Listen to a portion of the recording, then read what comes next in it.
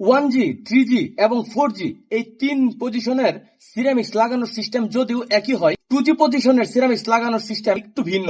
আমরা যারা দক্ষিণ কোরিয়া কিংবা ইউরোপ বিশ্বের বিভিন্ন উন্নত দেশে MIG ওয়েল্ডিং এর উপর পরীক্ষা দিতে যাই, আমাদের মূলত 3G এবং 2G এই দুই পজিশনে ওয়েল্ডিং এর পরীক্ষা দিতে হয়।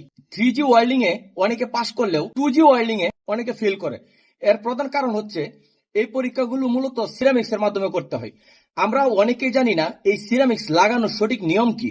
আপনি যদি সিরামিক্স লাগানোর নিয়মটা সঠিকভাবে জানেন তাহলে 100% আপনার রুট ভালো আসবে, আর রুট যদি ভালো আসে তাহলে ফিনিশিংও ভালো আসবে এবং ওয়েল্ডিং ভালো হবে।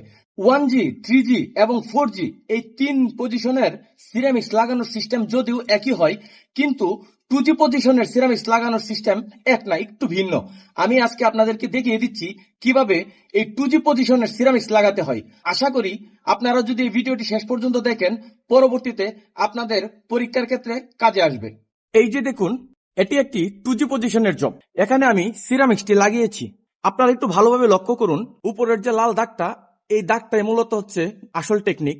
এই দাগটা উপরের প্লেটের যে কর্নার আছে, এই কর্নারের কাছাকাছি লাগাতে হবে, ঠিক একই সিস্টেমে। তাহলেই মূলত আপনার রুটটা ভালো আসবে।